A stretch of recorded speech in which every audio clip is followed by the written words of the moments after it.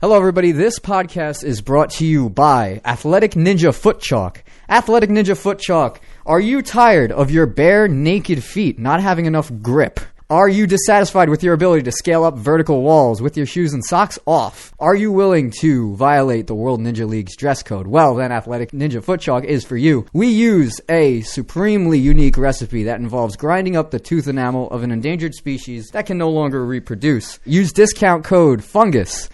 And Athletic Ninja Foot Chalk can be yours today. First and foremost, I want to introduce this concept of ninja sports, particularly in the World Ninja League. Ninja sports is a format of obstacle course racing that has been sweeping the world and the country that combines the athleticism of gymnastics, parkour, sports climbing, among other things, in a way that's really unique and also pretty fun to watch. The World Ninja League is arguably the most widespread ninja sports league in the country and possibly the world. With us today, we have the #1 Northeast Region Masters Division athlete, competed in over 15 regular qualifiers for this season, 9 first-place finishes, Mike Wire. Woo! Let's go. Yeah, all right. You are an absolute savage beast mode beast, sir. Thank you, sir. Didn't you have some? You did have some gym experience prior to your first competition, or none at all? Before doing ninja at all, no. Really? I never really worked out much. I just did construction for 20 plus years and kind of had a fit body from, I guess, construction. From construction. I've never really worked out that much, no. Mostly the Smithtown and Ninja Academy is where I started. Okay, and how is it training over there? It's fantastic. Yeah? You got a good community in the Northeast region. That's one of the things that I think is so great about being in this region. If you go out west of the country, it's like very scarce, especially in the certain places like, you know, if you live in Nebraska, ninja training is not the same for you. You know, No. you essentially have to build a backyard rig. Yeah. You really did go all out. You went to a lot of different places. Yeah, I did. Not everybody really goes all out during their first season, you know?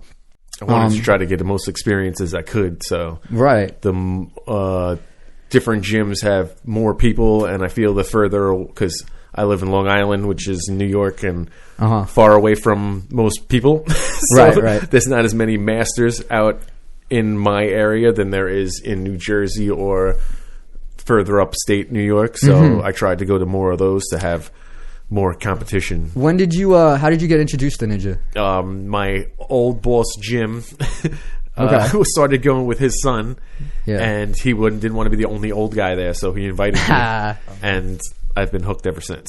That's awesome, dude. And when was that? It was 2 years ago or last year? Almost 3 years now, I think. Okay. What was like the first obstacles you were doing back then? I remember my first night. We were basically lacheting from like a 6-foot bar to like a 7-foot bar, and they were only like 6 feet apart.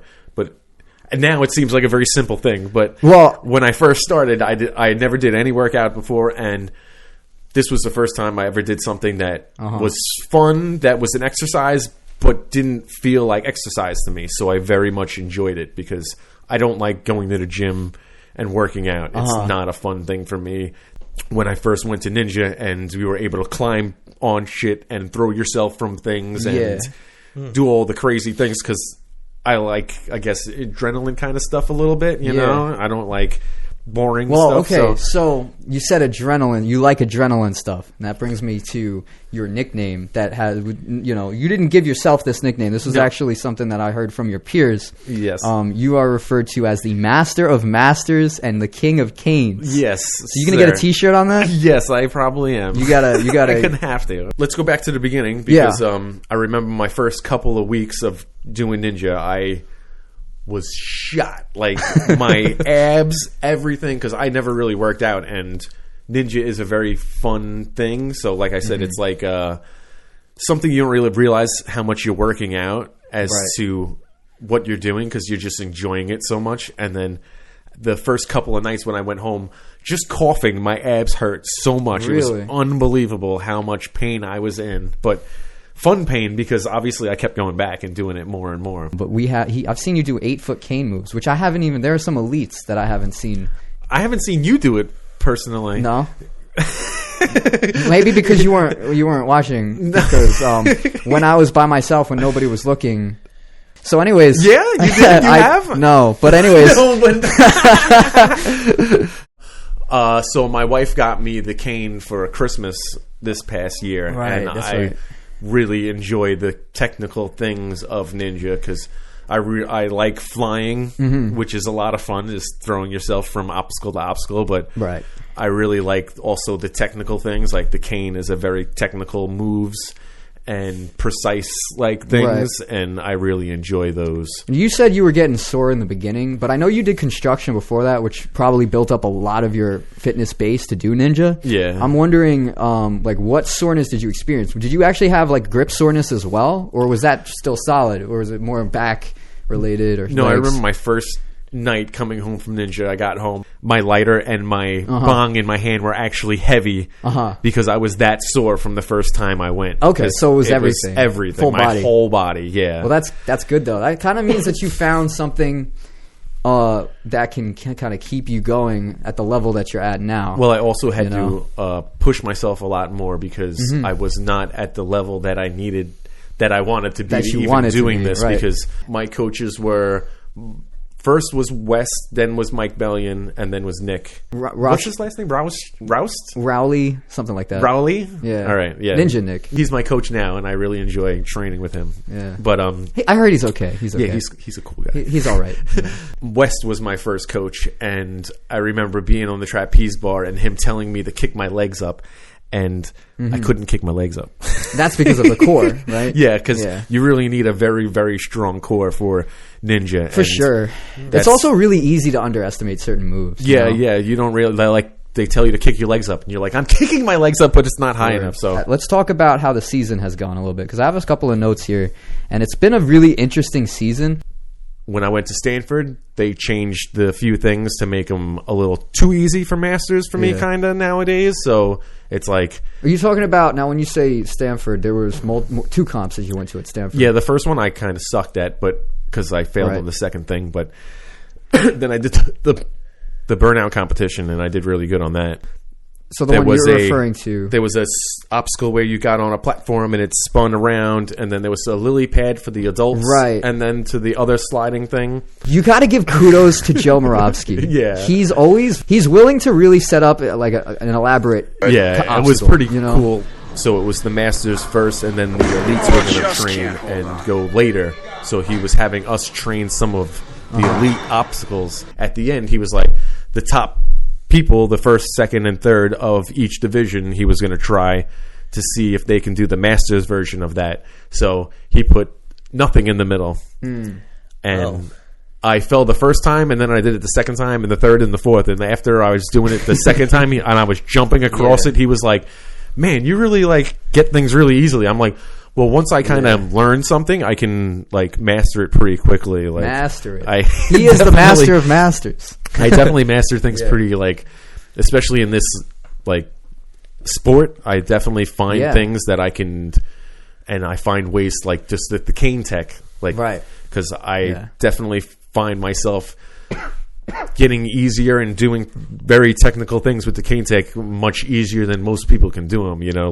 after every competition, I kind of like, you kind of learn what you fail on at the competitions, and then Monday nights when I'd go to Smithtown, I would like work on what I failed or try to set up the things I failed on to become a better athlete. Now, on the Smithtown at the Freeport competition, you didn't. The thing that took you out, you completed the batarang. Yeah, I completed everything. I got to the bar on the lily pads. Oh yes, the bar hop. So you fell on the bar hop. Yeah, because I didn't think. I don't think I really did that before that. Yeah, and if I did, we did it at Smith. So Smithtown had the same thing, but they were on little plastic trays. Okay. So when you landed on the tray and then you were going to the next one, it would slide back and forth. Oh, so gosh. it was a little. That sounds harder. Yeah, definitely harder and weirder. Okay. But they had like little stop signs that were little pads. Yeah. And they were much easier, but I haven't done it that much, so obviously that was something I was still training on and learning. This is what I love about Ninja, okay? Ninja is a sport where all areas of athleticism are just a simple prerequisite to even start trying to do Ninja, you know?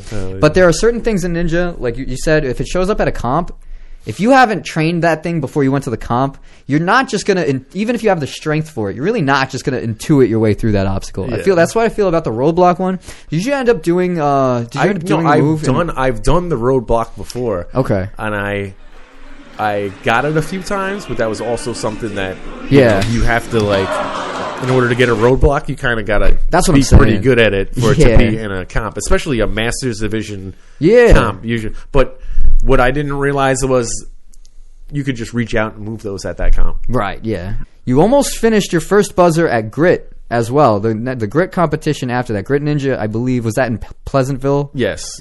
And you got to the last obstacle. Yes. Which was a cliff line. Yes. Now and this was not a particularly, correct me if I'm wrong, it didn't look like a particularly burnout-y course before you got to that point. No. Now you had 25 seconds left? Yeah. But I noticed you didn't really take a rest. No, the coach guy was yelling at me to rush.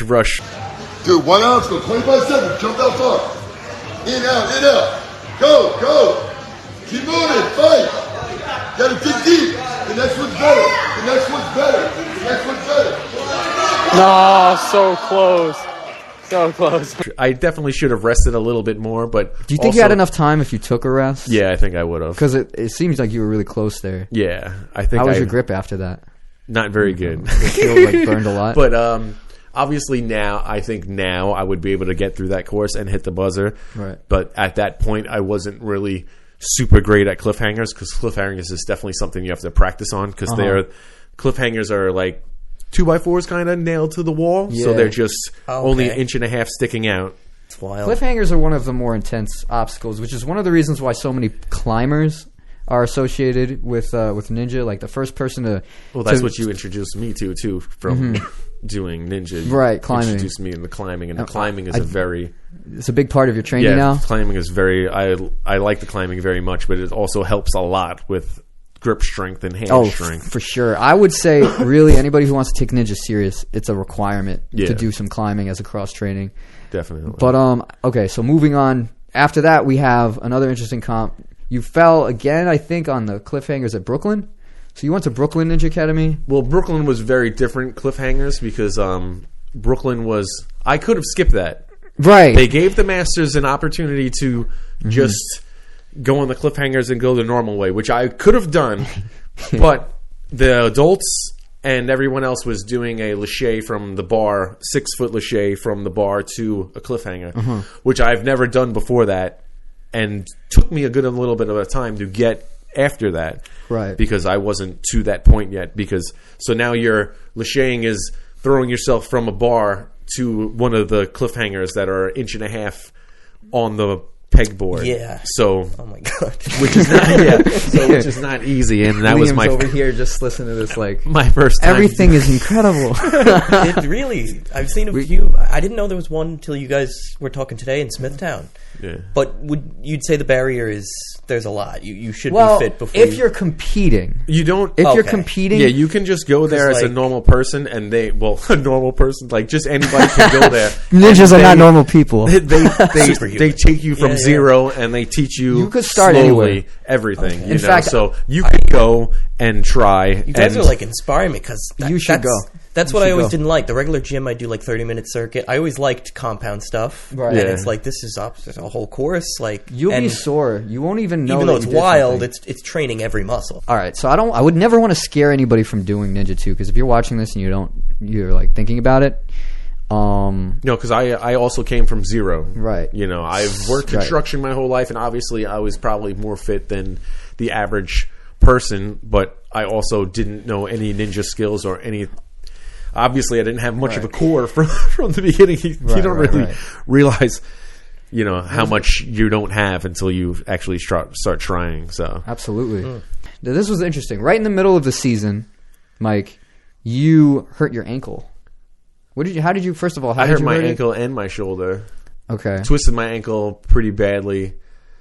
How did this happen? I'm just insane, though, because I just keep going. Well, so you competed. This is what I wanted to get to. You went to a competition immediately after basically spraining your ankle. And it just so happened to be the most agility-based comp in the whole season. Yeah. So But you did still do well. No, I failed on the little fit turny things. But Right, I've yeah, never, that's true. Personally, I've never been on those. So every time you go to a competition, you find something new and you find something you have to train on. So there were like little discs that turn, right? And I've never been on them before, so I tried to go slow, and that's a bad strategy. Strategy on those is like fast, so you don't spend too much time on them because they turn. Yeah. Okay. So your weight, like, and they let you know before the competition, or no, is it so like a day so before? I don't. You've never done any. You've never. So no one really knows Ninja. I don't know if you guys know Ninja. So They don't know. a little bit, but not. So Yeah. the flow course is you go and you fail, and that's it. Okay, and that's your prep. Like, so there's no they show you the course. You're not allowed to touch anything. Yeah. You're not allowed to go on anything. So you show up to the competition. They go over the course with you. They show you the stuff. will they do like a mystery obstacle? Like, well, no, they show you how to do the course. a demonstration. Demonstration. Yeah, Yes, okay. I don't know why I Yeah. couldn't think of the damn word demonstration. Yeah, they do. They do demonstrations. It's required, so actually. The WNL requires that you have to receive a demonstration, which is important. It's important when you go through the walkthrough. If you're a coach or an athlete, you are entitled to that demonstration, especially if they change something in the obstacle. So some of the gyms, what they'll do is they'll have a video that they send you before the comp. okay. In that video, you get the demonstration usually, but sometimes they'll, to save time especially, they'll have a change. So from like the elites division, Yeah, I don't think I've had one video that's been the same. No. I've gotten there.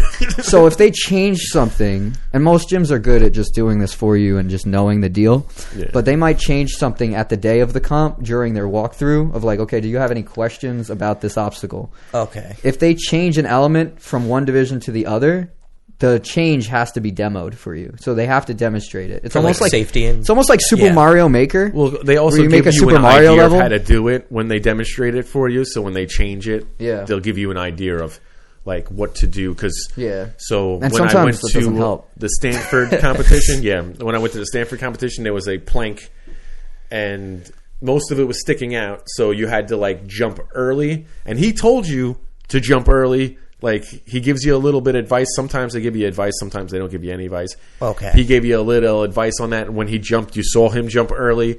And I didn't do that. I jumped late and failed it. But, like, it's very important to pay attention to them as they're doing the demos so you can, like... Okay, yeah. You know, because if he jumped from there, then you want to jump from there. Because when I went all the way to the end, the obstacle came down and I failed. So... Okay. It's very important to watch the demonstrations. They give you 15 minutes to walk around and look at the obstacles, but you can't touch nothing. Unless you can set it up yourself at home, like the day before the competition. Yeah, like they send you the video and you can see it and you can try it at home. Okay. Like that. Or if you work at a gym, they can set some things up and you can try it, you know. But even that... areas of it, yeah. Even that doesn't always work, though, because a lot of times, some gyms don't give you a video. They don't have to give you a video. They just have to give you a rules walkthrough. So you go, like I think the Albany comp, one of the Albany comps, they did that. Some of the gyms will choose to just show you the course when you get there. Yeah, I think Empire. So you can't. Like, you have to be. It's wild. It's like good luck. Yeah, you have to be ready. Yeah. Now, when you do a comp, usually this isn't always the case. People will be sour grapes about the fact that they fell on something, especially if it's something simple or if it's something the opposite, really complicated. I've gotten very upset. You have a redemption time, which is like 15 minutes, which always ends up being 30 minutes of opportunity for everybody who ran the course to go back and try whatever obstacles they fell on. Oh, okay. Did you get redemption time at the one where you hurt your ankle, or the one where you went with a hurt ankle? Yes. Grit?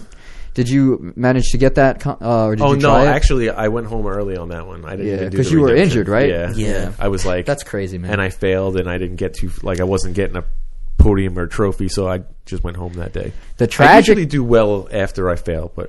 Well, that's what I was going to say. What sucks about the flow course is the flow course format is is brutal. Yeah. And if you don't know, the way it works, there's multiple formats. We'll get into the other formats in a minute, but the main format that WNL originally was founded on is the flow course format.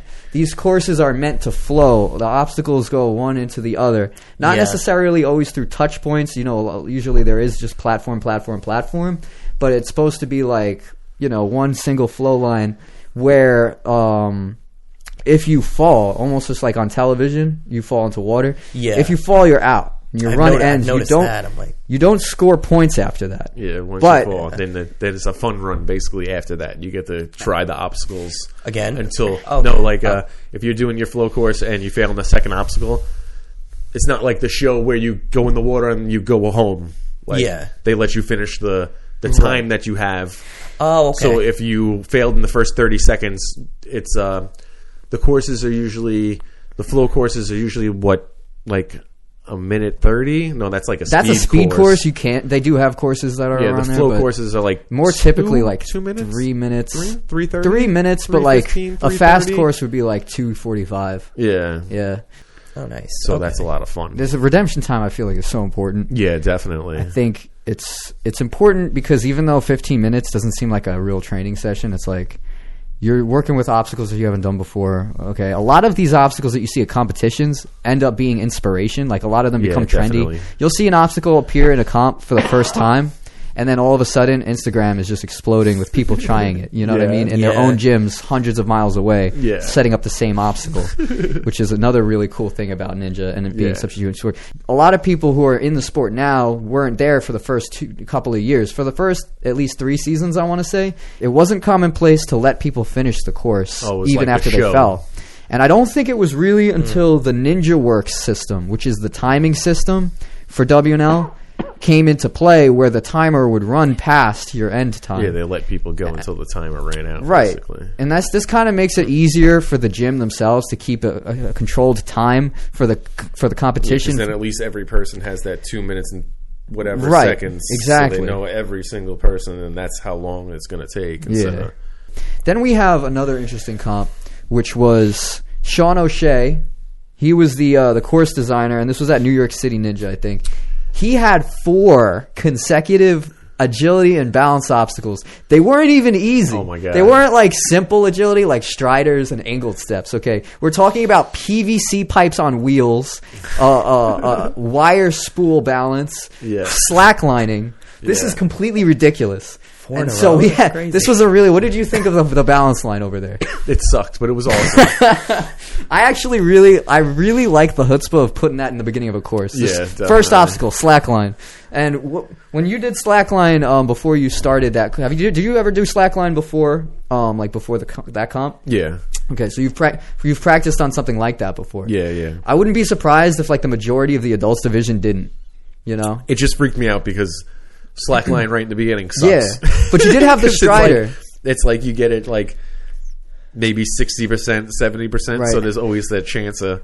Nah, for sure. For those who didn't see the comp, okay, the slackline, this one in particular, I think it was like probably 10 feet. You could say about 10 feet long. Yeah. But in the Masters division, and I think also the adults division, you did have a strider off to the side, which cut it more to like. I had to use it 7 too. feet. Yeah, you did, but it saved you. But it's there because of that. Yeah. It's not an easy thing to do, the slackline. No. But so you got through that. Where did you end up falling in that comp? So they have the teeter totter, which I've used at the Smithtown Ninja Academy, but they had it at a higher setting. Okay, and I didn't realize that. Right, and that makes sense. It messed me up because when I got up to the top of it, I was much higher than I'm used to being. So I was like.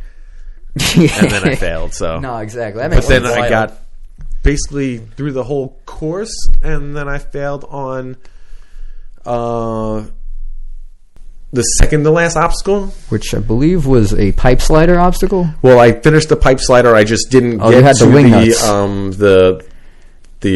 Right. So Liam. Yeah. This was another crazy thing. And this is another one just like the roadblock. This is actually worse than the roadblock obstacle.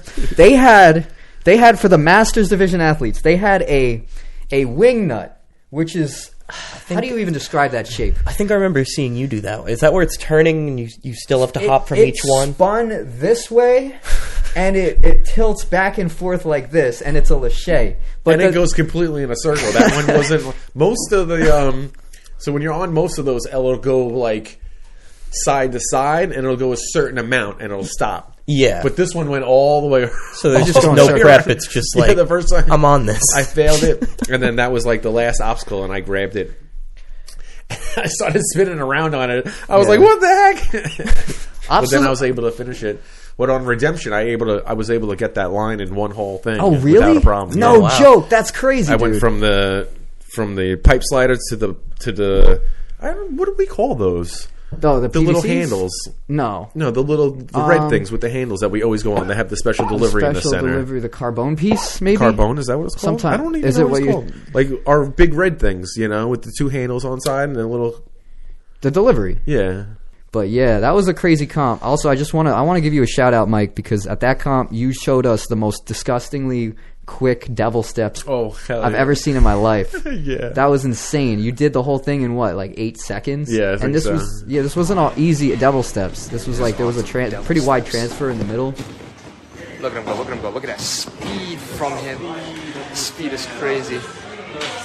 The speed, he is flying. Look at him go. I was watching everybody go through it, and every time I was watching everybody, I was like, why is everybody going through that? I don't know. I guess I'm just good at the devil steps, but I remember watching everybody, and I was like, And then when I did it, I just flew through it like I usually do.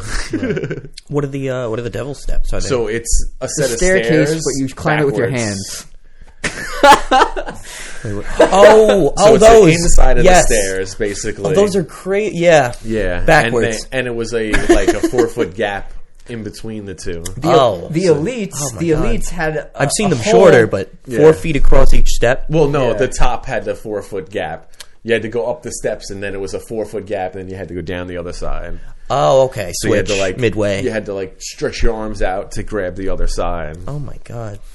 Yeah, which absolutely everybody's seen ridiculous. times with. The whole sport is just ridiculous. No, the whole time at that comp, after I get past the balance, you can hear everybody the whole time like, holy shit, like Yeah. the fastness of the speed of this man. Everybody was like, holy crap. 'Cause He is I the master of definitely masters. do things a lot faster than most people. Even when we go climbing, like you always say, like I move a lot faster. Yes. And everybody's Well, like, you what the also hell is progress wrong with so this guy? freaking quick in terms of just like if you didn't get it the first time, the 9 different things you had to do different, you got 8 of them. You know what I Yeah. mean? Like the next try, you did it so much better. It's not just a I little make improvement. my coach Nick very mad at training when I do that stuff. What do you mean? Why? Because sometimes I get things like we try stuff in a few times and I get it quicker than him. Oh, Oh yeah. what a jealous. No, but it's fun because we always challenge each other, and it's Oh, okay. Yeah. fun training with Nick because we always say that we're kind of on the same level. I think he's much higher than me, but we kind of are on the same level. And I don't know. He's been having a pretty rough elite season. well, it's harder in elites, That's true. It's much, much harder, and this is his first season in elites, so I got to give him some credit. Okay. But yeah, we definitely push each other. So he teaches me, and I've been doing it as long as him, but I feel like we train each other. Like I teach him stuff also because That's so some important. of the technical stuff That I is, can yeah. get faster and easier than him, and just small advice on things definitely helps a lot. I'm sure he appreciates having you as a training partner. I mean, Yes, I think he with does. I the hope level so. of energy that you bring to the table too is pretty awesome. That Yeah. That's important. Like even if your training partner isn't on the same level as you or wavelength as far as ninja goes, I think it's important to have good camaraderie because you always want to. You got to have somebody there who's there for your accountability, who's going to push you. Yeah. That doesn't necessarily have to be another elite athlete. You know what I mean? Yeah. No, But, just somebody that That's good. a lot of times even videotaping yourself helps you a lot because you can see what you're doing wrong Yeah. or how Right, you're yeah. doing it. Same So, thing with rock climbing. yeah. So people who are watching who know rock climbing, the term beta, that's actually the original origin of the word beta. People talk about beta to refer to not just a type of male, but also The lesser of the species. but also the technique involved in the climb, how you're supposed to climb it. Oh, right foot here like a game of Twister, right? That's beta. Yeah. Beta originates from early Right foot. climbers, before gym climbing I think was even really a popular thing. Out west, people would record their outdoor climbs on Betamax, Oh yes. and then they would watch Yeah. it back Oh to my help God, that was learn. like the video recorder, right? Yeah. The beta? Makes sense. Yeah. Yeah. Betamax. So check the beta is what the term was. That's so funny. I I didn't just know need it what came can from I that. can you show me your beta? That's Yeah. how that became a term. There's a thing I think a lot of people don't know that. It's a really fun fact actually. You know that? And you as a master's division, you would know what that is too. Oh yeah, Like I said, a lot of people are younger in the sport. They don't know, yeah. you know. Hell yeah. I mean, even I had to look that up.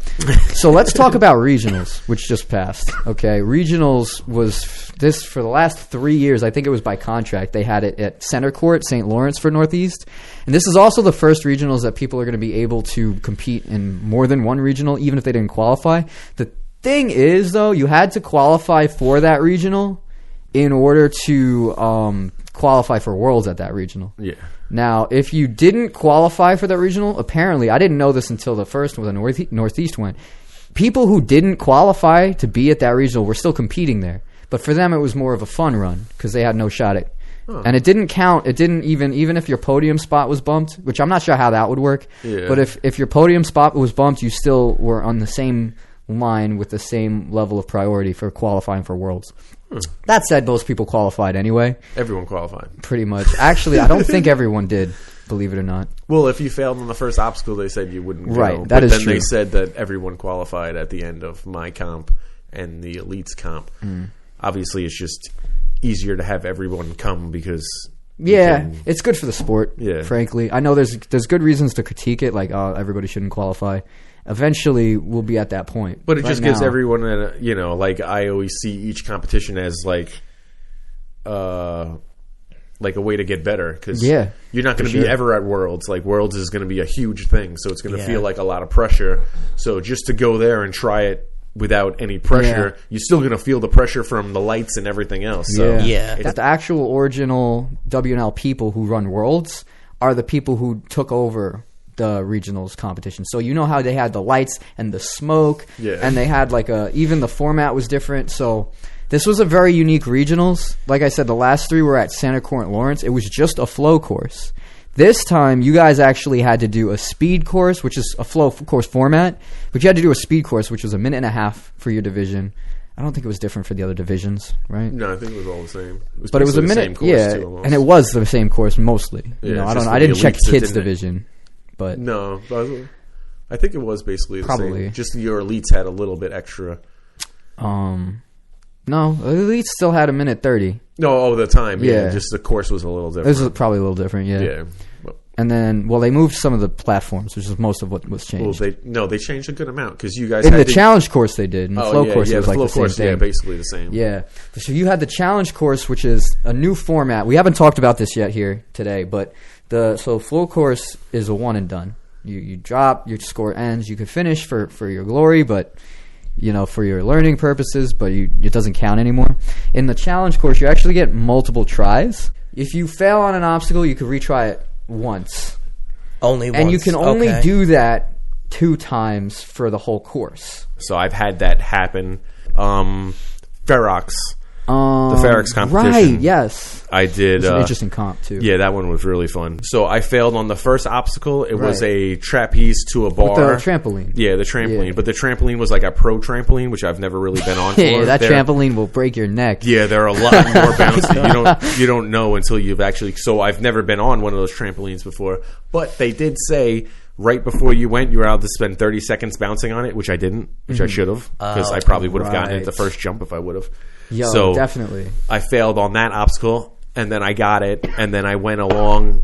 I got the second obstacle, and then the third obstacle was the balance obstacle, which I failed on. Then I was able to go again, and then the next obstacle I failed on again, and then that was done. Empire, I failed on the first obstacle. That was the first buzzer I've ever hit in a challenge course, was Empire. Ooh, word. Because it was the first obstacle was That's the right. swinging, and I failed, and then they reset it, and then I did the Yes. whole course without one fail and hit the buzzer. Nice. So that was That's one I was awesome. very, very Nice, happy yeah. about. That was like my only real buzzer throughout the Right. whole competitions this season. But that was a challenge course, so. But Yeah. I did only fail once, so that made me very happy. That's good, though. No, I mean, if it's I a basically challenge did the course- whole course because I failed on the first obstacle, and then they reset it. So I basically started from the Yes. beginning and did the Exactly. whole course. Wow. That's what I like about challenge course format. It's not really there to help you complete hard obstacles. No. It's there to help you scruff out the dumb mistakes Yeah. where you feel like you could have gone further. It really makes you fail more on your own merit. Yeah. Like you can, all right, you're allowed to trip once because that happens to all of us. I think challenge course hopefully will be more accepted in the future as a more widely used format. Yeah, like if they put it on the show or something, that would be Even cool then, too, yeah, 'cause for then sure. People can have another. But then you also really have the NSC. water. Once you fall in water, you kind of You're wet. yeah. I don't think they will bring it out to the show. To be honest. No, they won't. Yeah. Wet people back on obstacles. I don't think that would go so well. No. Because Right, whenever no. you see a competition, everyone's hands are white when they start because everyone has chalk. Right. Well, most people. Like Some me. people even use athletic foot chalk. Oh, yeah. Athletic ninja foot chalk. Speaking up, Speaking of they're missing out on a sponsor. don't forget discount code. But what about? So I know you had an early fall on the flow course. Yes. What happened there? Because you fell. It was the second obstacle. It was like a ring slider. Yeah. And this seems like an obstacle that you've probably done similar things before. Yes, definitely. Were you prepared for that obstacle, or was it more of a mental slip? I think I was prepared for it, but it was different than stuff I'm used to because it was very rough. Like usually bars slide pretty easily. This one was very rough on the sliding, and then I don't know. I guess it was just nerves because my one hand lets go when I'm supposed to, and my other hand doesn't let go when I'm supposed to. So I don't know if it was nerves or my hand didn't work. I don't know what it was, but my one hand definitely didn't let go. Just an off day, maybe. I think it was that I was like conflicted. Like I knew I should let go, but my one hand was like, no, so it was like, Yeah, then, you did fine all the way up into the TikTok after that. Yeah, and then I did very well until Did you TikTok. practice that in the redemption? TikTok? Yeah. I got the TikTok you were able to get a it, couple right? of times after in the redemption. That's excellent, yeah. This was, But what also sucks about going last in a competition is the redemption is right after. So I had just finished my challenge course, and then they were like, all right, redemption. And I was like, trying everything but like shot because I just finished. You know? Still breathing heavy. Yeah, but I was able to do the TikTok, and I was practice the last obstacle, which I failed on. I mean, luckily that one is more of a technical obstacle, so you didn't have to have all that much grip left in the tank. No. So when you're swinging on it, for sure, you think you're at the right height, and then you try to jump. Yeah. But when you jump, all your momentum goes away because you just push the thing away from your feet. So you just kind of like stay in one spot. So what you're supposed to do is you're supposed to let your momentum take you and just let go of it and not like push off of it. So that's something I learned that day. Yeah. Did you happen to do any full course format courses throughout the season? There's not many of them. Full course? I think is the reason, in my opinion, why people weren't ready to embrace challenge course right away is because before challenge course they had full course, and people did not like full course. Full course format is a scoring system where if you fall, you keep going. And it weighs them separately. Brooklyn was it was that. And because when I failed on that cliffhanger that you were talking about, that was full course. That was full course because I was able to keep going and gain more points. Every obstacle that I completed, I gained more points. That must have been. I like that flow. Too. I like that that way too because even if you fail on an obstacle, you can keep going and gain as many points as you can. What they do in full course is they don't even calculate the point values of the obstacles until after everyone has run it, and then based on the percentage of clearing of an obstacle determines how hard it was for that competition, and then that therefore determines how many points it was worth. Okay. It's a pretty mathematically complicated format because there's actually a whole formula that they use, but essentially the idea is you do a hard obstacle, you get more points. You do an easy obstacle, you get less points. You fail an obstacle, you get kicked in the butt. That's it. So then going forward from regionals, we have Worlds. Worlds is coming up. It's going to be same as before. I think Worlds also used to be at the Greensboro, at the center court. That was in the early days. Now it's pretty much set to be in the North Carolina Greensboro Coliseum, which is an absolutely stunning, absolutely beautiful building if you haven't been there. It reminds me a little bit of the Javits Center in New York City just in terms of like, it's a really nice big facility to do something like that. It feels like a convention hall. Yeah. Have you looked at Worlds at all? Have you seen anything? I went to go register, but you can't register yet. You can't. No, that's the only thing. Really? I looked at it. Yeah, I was like unavailable yet, I think. Gotcha. One thing that you did this year was the Burnout course, which is revolutionary, in my opinion. We've never seen this. It's actually against the rules to not include an agility obstacle in a qualifier. But at Stamford, Connecticut, we had a qualifier. The course designer was... Well, there was an agility. There was one. Yeah. Right, that's what I was hoping. Oh, yeah, all right, sorry. So I was going to explain how he did it. Because Will Schlegiter. I don't know how to say your last name, Will. I'm so sorry. It's Schlegiter or something. Slater. Crimpy William is his Instagram handle, I think. Yeah. So he's also a kendama user. Incredible. If I could get him on the podcast, by the way, if you're listening, please come on the podcast. Just to do some of those tricks with that thing is insane. For sure. That's funny. He was the course designer. And this is in Stamford, Connecticut, which is Joe's gym. It's a really bigger facility, one of the nicer ninja academies. Yeah, that was my second competition up there this year. Right. And they did Burnout style comp, which means no landing platform. So in the WNL, you have the option, the course designer can make it a landing platform to clear an obstacle, or you could do a touch point. Touch point is less strict, which means for a landing platform, there's 3 things you have to do, technically. You have to disengage from the obstacle. Okay. You have to land on the platform, but not just be touching it. You also have to be past the front-facing plane. So in other words, if you get to the platform but you fall backward, you don't get the point. Even if you're still on the mat? Right. It's because you have to cross the full plane. Your whole body has to cross the plane. So a touch point, you don't have that issue. You just touch it and you get the point. That was the style of the Burnout course. He just used that sort of touch point option to make every single obstacle a touch point.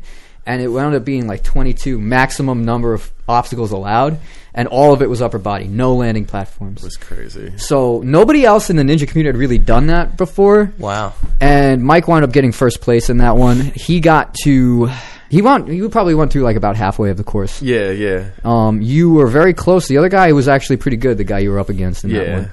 There was I think 2 people. 2 obstacles past where he got to. Yeah. But I definitely was faster than him, I believe, too. I don't think we're going to see that in Worlds. Worlds has a 3-stage system, which goes across multiple days. I think the scheduling will be different this time.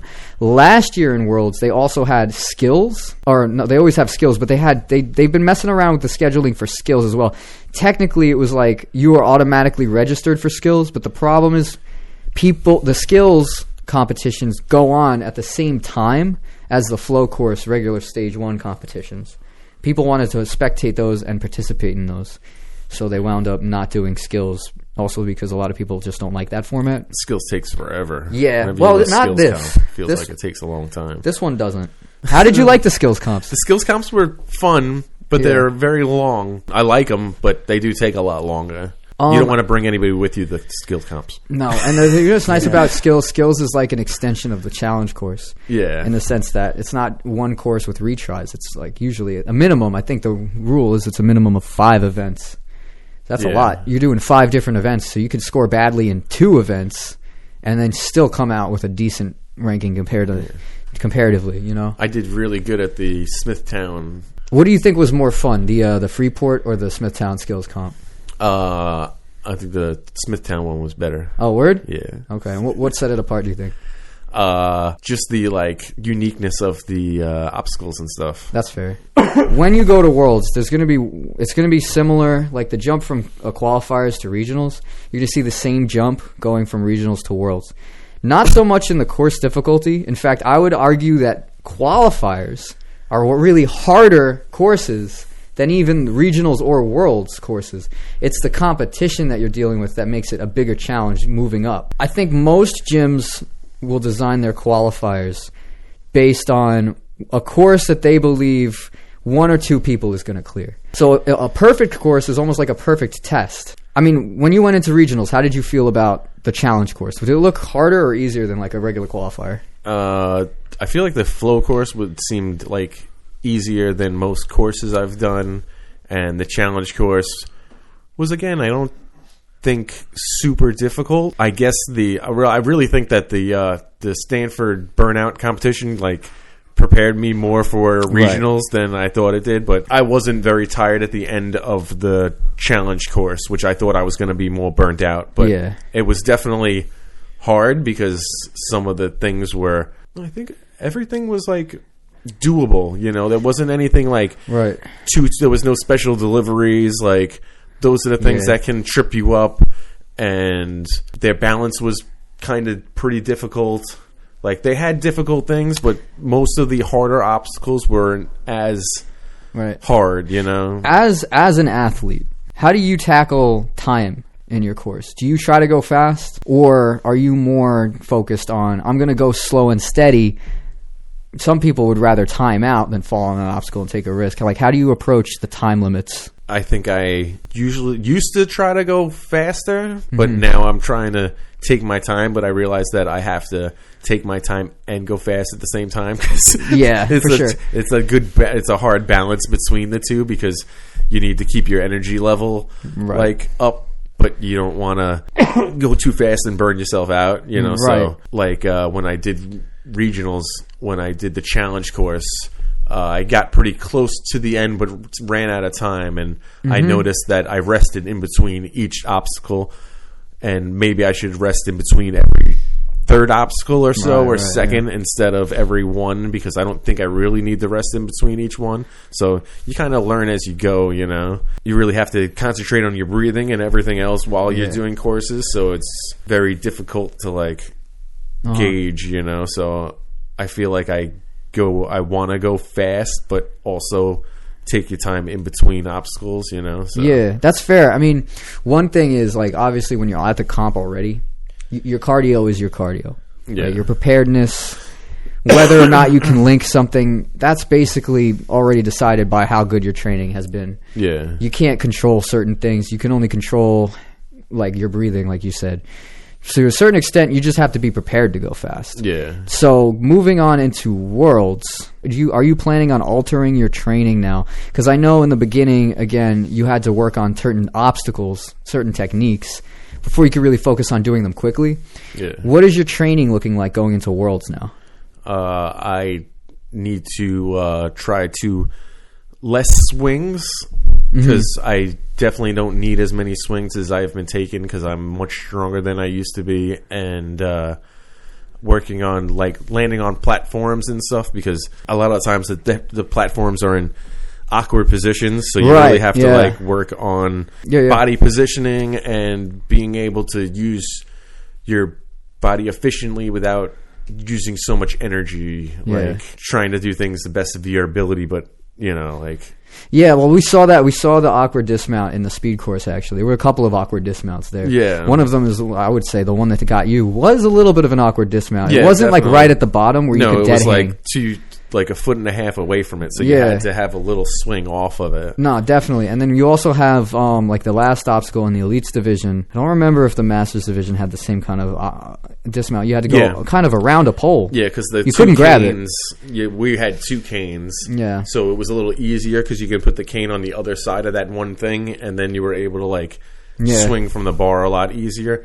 You were on one cane, so... Right, the Elites had the one cane. When you tried to swing, it would slide. Even with two canes, that could be a tricky dismount. Yeah, it was, definitely. Especially because of the angles that they had. It was like, you still had to be diagonal. That's one of those things, I think some of the things in Ninja really comes down to just repetitions. Yeah. People take that for granted. We always want to see, like, huge, big moves. Oh, I did that? All right, what else can I do? I kind of feel like I can do most of the big stuff nowadays, so that kind of stuff doesn't scare me. It's the small things that kind of I have to work on more, as the balance and the technical small, like the foot things that spin, like those kind of things that I really have to work on, because I feel like the bigger things I'm more than capable of doing, like any kind of lache, like I can do an 8-foot lache, no problem. Right, I can do a 10-foot lache, I would say, because we have one set up at the gym right now that's 10'6", and I'm like just touching it. So if it was 6 inches closer, I definitely believe that I could grab it. So when do you think you'll be able to bust out some links in Worlds this year? I would love to, but I wanted to do it in regionals with the planks, because I think I could have, but one was higher than the other, so I didn't want to try it. If they were all even, I think I could have linked all of those. That would have been awesome to see. And I probably could have linked the 6-foot laches too, but I told myself that if I failed on something early, that I was going to try to link that whole line, but I didn't. You didn't fail. I was like, that's definitely... no, I did fail, because I failed on the second thing, and then I was like, I should just try to link all this right now, just because. But you didn't. I already failed. I might as well like. Were you saving your energy, or no? I just didn't do it. Okay, well, that's part of a competition. I think I kind of was like mad at myself for failing. That's why I wasn't even thinking about it when I started doing it. That's part of competition, though. Like somebody, very wise woman, once told me, competing is a skill in and of itself. Whatever you do in training, that's great preparation. That's what you need to do. But going to competitions in general, sometimes you have to go to a lot of competitions. Even if it's things that you could have done in training, you might not do them at the competition just because you're getting used to being at competition. That's why I did so many competitions this year, because I did my first competition at Freeport, right? And that was like, oh shit, I've never done this kind of thing. And also there was new and funner obstacles, and I was like, all right. And then when you go to different academies and different gyms, like I've been to Empire, which had two great events. I love both of their events. That was awesome. One there, I hit the buzzer, like I said. I went to Smithtown, right? Yeah. They had the skills comp, and then they had a flow course too. That was before the skills comp. Yeah. Yeah. And I think I went to 2 Freeport ones too. I think my first one was a flow course, and my second one was a challenge course. I went to Brooklyn. I went to Fair Oaks. I went to Stanford, and I went to Grit in Connecticut. And they had one in Roslyn, and then they stopped having the Masters in Roslyn anymore. That's right. They got rid of it. That's I guess a they didn't shame. have enough. So I've really liked Ninja because of the community. Like everyone cheers everyone on. There's never any negativeness, And at the gym that I go to, we all push each other. Like everyone cheers for everybody, no matter what you did. Like as long as you accomplish something, like the whole place will cheer when you do something. That's it's really awesome. It's really cool. So not for real. Sometimes you won't even realize that everybody's watching you. No, the last time we were there, when I caught the that special on the box, and I heard everyone, like you hear because I taped it, and you hear everybody in the background, oh, and I'm like, oh shit, I didn't even notice, because sometimes you're in the moment, so you don't really realize, but I just want to be able to do that kind of stuff because it just looks so cool and so fun, and I just want to be able to throw myself from one thing to the next thing to the next thing to the next thing without stopping, and it just seems like so much fun, and that's really my main. I know it's not. You need a lot of core strength, though. No, I know, but like it's not like a competition goal. No, it's not like. But I do like. My goals are definitely to keep doing Ninja and the competitions. Can I suggest a goal? Sure. I want you to go on to inspire other older athletes potential thinking about it athletes. Definitely. Because you bring a really positive energy and a positive light to the scene. Thank you. I think you have a unique energy. A lot of masters athletes are really still finding their inner ninja. They're like maybe a little afraid to go out in the deep end and try something new, fully commit to the sport of ninja. Maybe you think in your when you're in your 40s, oh, what's the point? I'm already past my prime. But you know what? Way. The science has been showing us more and more that you're really not even in your prime. I don't want to take off my shirt and flex, but I am in way better shape than I ever was when I was 18 years old. The current season, we're on season 9 for WNL. Current season is coming to a close. We only got really Worlds next. I don't think you plan on doing. I would love at the end of next season to be at regionals linking things, because I think I can definitely do that. I know you can do it, Mike, because you are the master of masters and the king of canes. Yeah, man. Baby. All right. Thank you so much for joining us today, Mike. I think we're going to wrap it up right about here. One more thing I want to say. Before we close, if you are in the Long Island area, if you're a part of especially the ninja community, okay, we have a race coming up. It'll be in the description. It's going to be later this year. It's the Scorpion Run. The Scorpion Run. Yeah. So it is the only Long Island-owned racing event. It's a 5K with a lot of cool obstacles. So if you can attend that, if you're in the Long Island area, or even if a nearby area, even if you're like in the New York City area or in the nearby New Jersey. Come where you from. Come from all along. Come across the lands, okay? But yeah, I definitely want to encourage people to show up on that event. Are you going to be attending that? Yeah. If you might be able to meet the Master of Masters over there. I'll sign your forehead. All right. So thank you for coming, Mike. I appreciate your time. Maybe we'll have you back on sometime in the near future even. Yes, sir. All right? I appreciate you. Great talk.